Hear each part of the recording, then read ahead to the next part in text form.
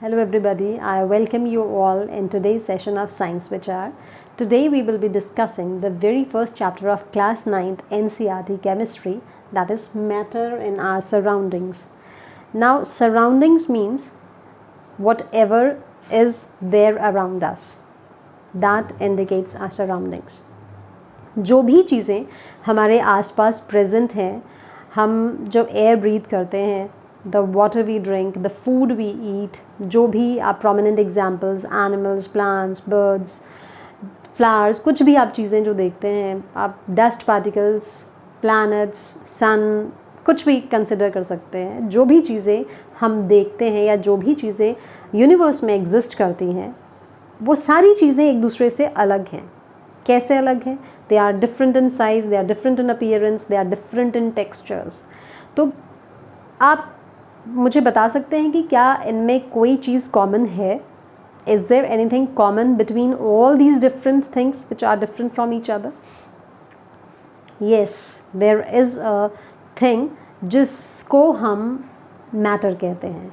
These all things are considered to be matter. Why are they considered to be matter? यही हम पढ़ेंगे, और matter क्या है यही हम इस चैप्टर में पढ़ेंगे.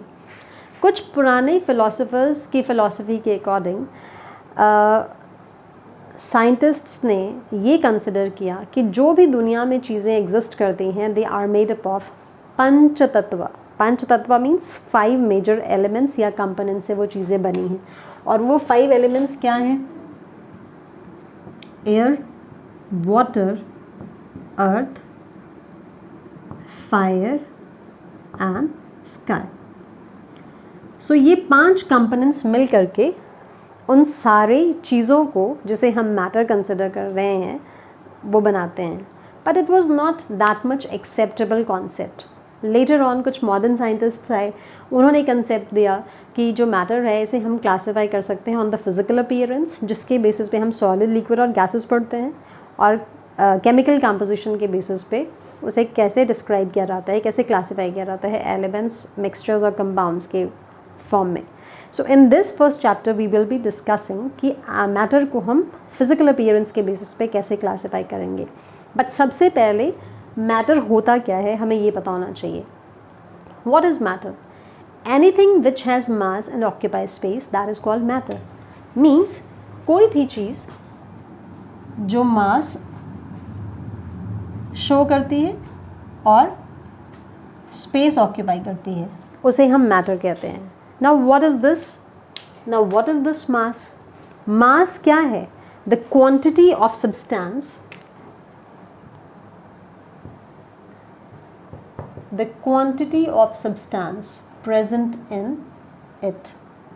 द क्वांटिटी ऑफ सब्सटेंस में भी नंबर ऑफ एटम्स की बात कर लीजिए या उसके साइज़ की बात कर लीजिए. So whatever quantity is present there, उसको हम मास से रिप्रेजेंट कर सकते हैं.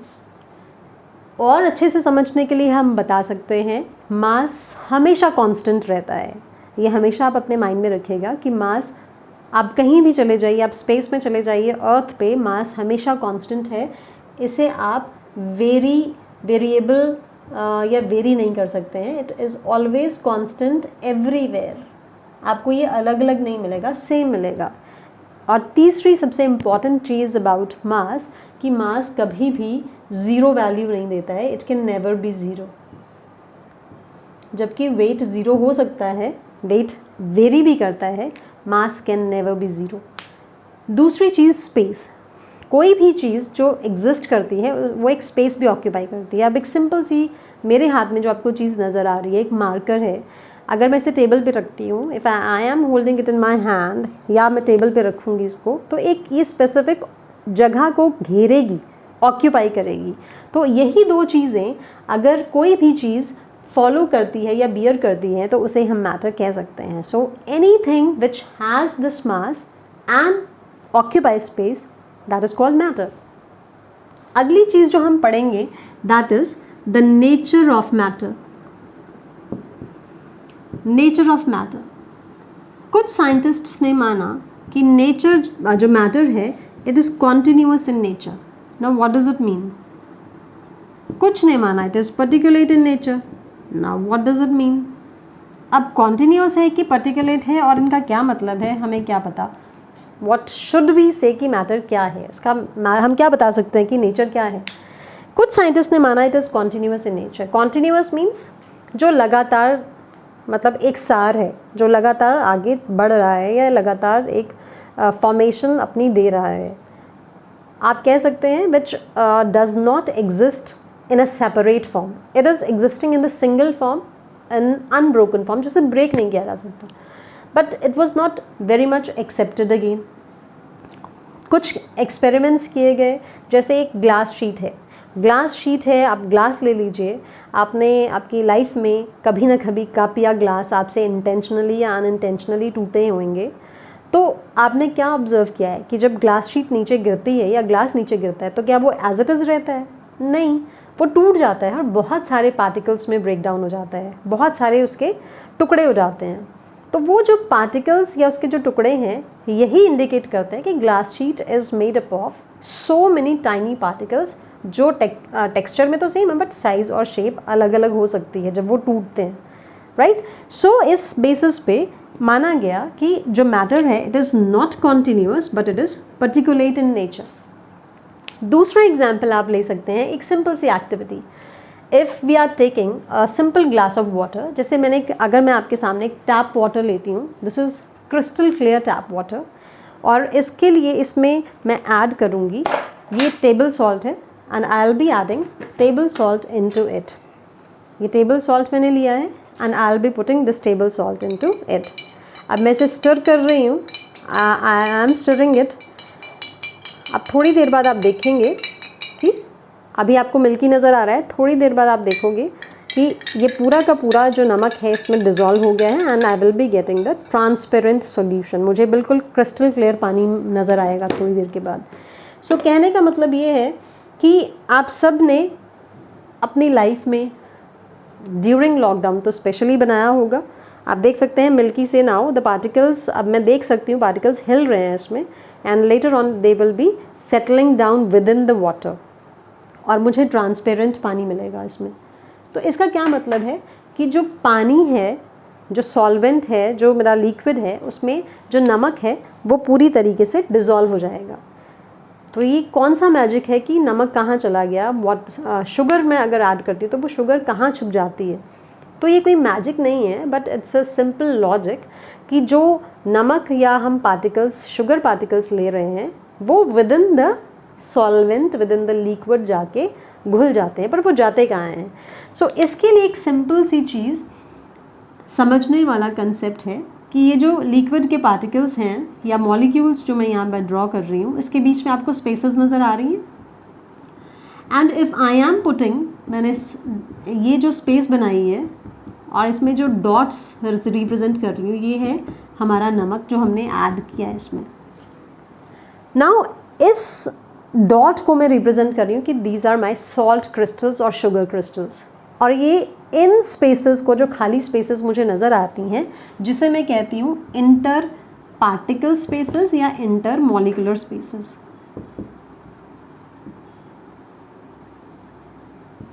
इंटर पार्टिकल स्पेस भी कह सकते हैं आप, इसे इंटर मॉलिकुलर स्पेसेस भी कह सकते हैं और IMS भी कह सकते हैं।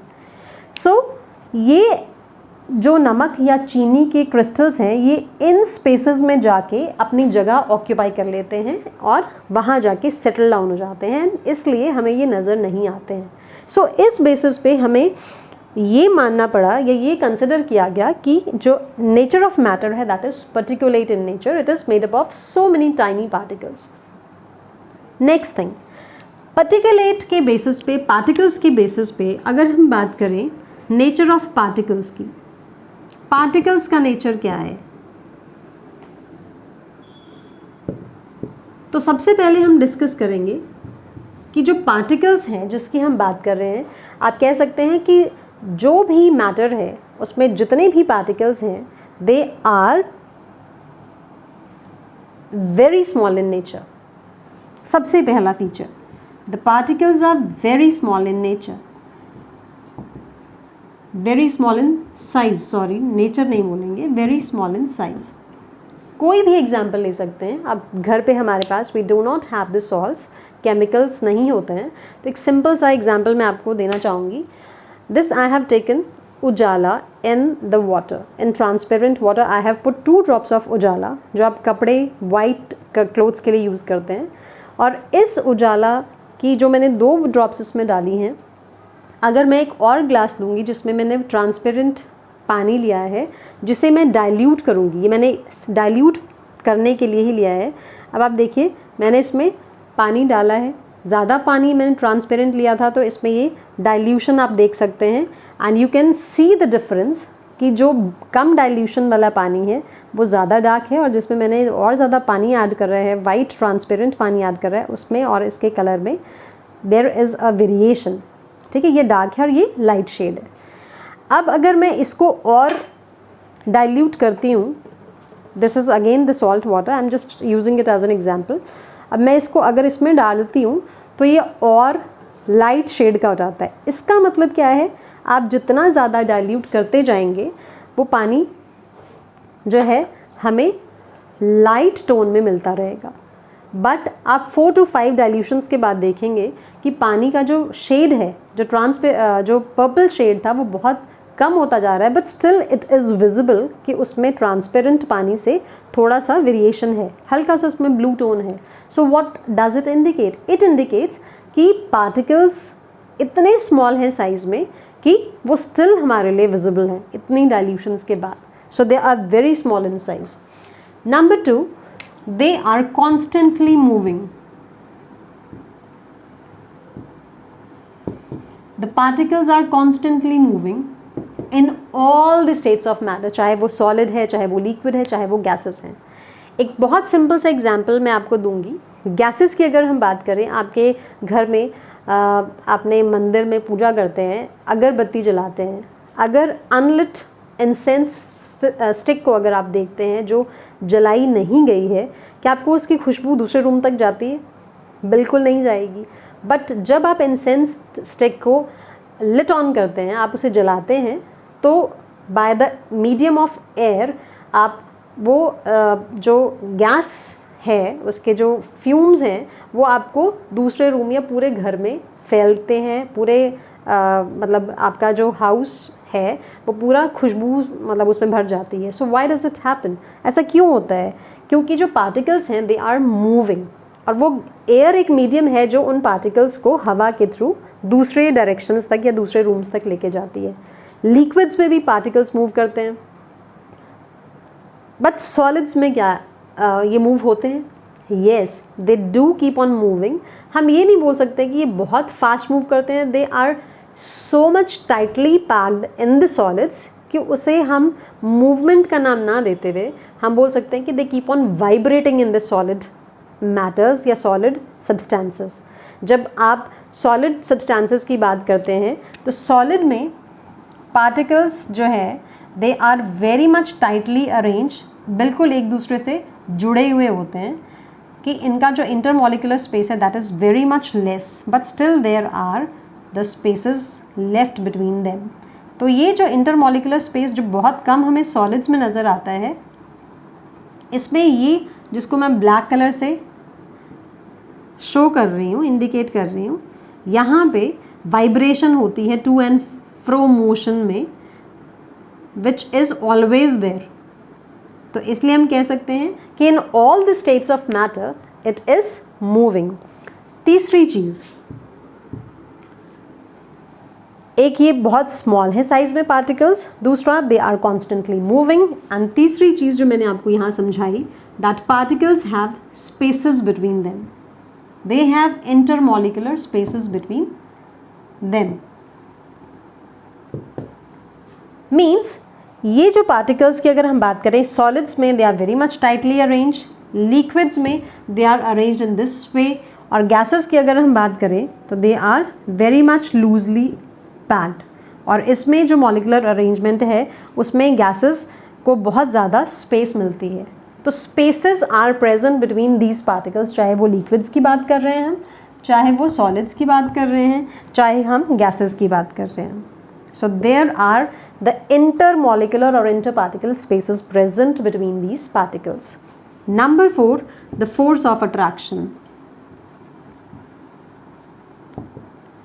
Now there is a force of attraction between these particles. Now what does it mean? Force of attraction present होता है जितने भी पार्टिकल्स इस यूनिवर्स में मैटर में एग्जिस्ट करते हैं उनमें फोर्स ऑफ अट्रैक्शन होता है. सबसे ज़्यादा फोर्स ऑफ अट्रैक्शन अगर हम बात करें वो सॉलिड्स में होता है. Now we have one activity in your book जिसमें बताया गया है कि अगर आप एक चॉक पीस लेते हैं और अगर आप एक आयरन का पीस लेते हैं, इन दोनों में से और एक पेंसिल का लिड लेते हो, तो इन सबको अगर हम कंपेयर करें तो सबसे इजीली आप किसे ब्रेक कर सकते हैं? ऑब्वियसली एक पेंसिल का लिड है, followed by chalk and followed by latest सबसे लास्ट में आप जिस पे सबसे ज़्यादा जोर लगाना पड़ेगा, that is your iron nail. तो जिसमें सबसे ज़्यादा जोर लगाना पड़ता है हमें, उसका मतलब क्या है कि उसमें force of attraction between the particles बहुत स्ट्रॉन्ग है, क्योंकि सॉलिड्स में पार्टिकल्स एक दूसरे से इतने ज़्यादा टाइटली अरेंज्ड, इतने टाइटली पैक्ड होते हैं कि इनमें इतना ज़्यादा बॉन्ड होता है. और वो बॉन्ड क्यों होता है? क्योंकि उनके बीच में एक बहुत स्ट्रॉन्ग फोर्स ऑफ अट्रैक्शन होती है. वो पार्टिकल्स एक दूसरे को बहुत अपनी तरफ अट्रैक्ट करते हैं, जिसकी वजह से आप उस चीज़ को ब्रेक नहीं कर सकते हैं.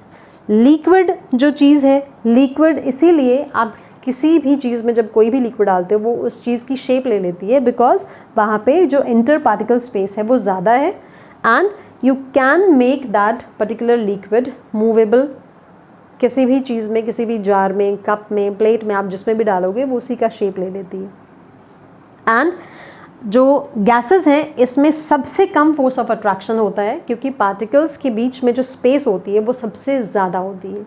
एंड नेक्स्ट पॉइंट इज़ कि when you provide heat, heat से क्या होता है, आप जब टेम्परेचर ज़्यादा प्रोवाइड करेंगे तो उससे क्या होगा कि काइनेटिक एनर्जी जो है मॉलिक्यूल्स या पार्टिकल्स के बीच में वो बढ़ जाएगी, और जिससे मूवमेंट ऑफ द पार्टिकल्स भी बढ़ जाता है. एक सिंपल सा एग्जांपल है, आप कोई भी गर्म चीज़ लेते हैं, एक सिंपल गर्म पानी ले लीजिए, उसमें अगर आप कुछ भी चीज़ डिज़ोल्व करेंगे तो बहुत ज़्यादा ईजिली वो घुल जाती है, और अगर ठंडा पानी लेते हैं तो उसमें घोलना कंपैरेटिवली थोड़ा सा टाइम लेता है. सो इसका मतलब है कि आप जितनी ज़्यादा हीट प्रोवाइड करते हैं, जो मूवमेंट होता है पार्टिकल्स का, it is due to the kinetic energy only. So kinetic energy भी उसकी बढ़ जाती है if you are providing more amount of heat. तो जब हीट पार्टिकल्स तक पहुंचती है तो काइनेटिक एनर्जी की वजह से पार्टिकल्स जो है एक दूसरे से और फास्ट स्ट्राइक होते हैं, एक दूसरे से टकराते हैं, और जो मूवमेंट है किसी भी चीज़ का वो हमें नज़र आता है फास्ट या slow. So these are certain points which we have described on the basis of the nature of the particles. So I hope आपको मैटर क्या है, मैटर का नेचर क्या है, मैटर पर्टिकुलेट क्यों माना जाता है और इसके कैरेक्टरिस्टिक्स क्या हैं, ये चीज़ समझ में आई होगी. So we will be meeting in the next session where we will be describing about कि हम फिज़िकल अपीयरेंस के बेसिस पे नेचर को या मैटर को कैसे क्लासीफाई कर सकते हैं. So thank you so much.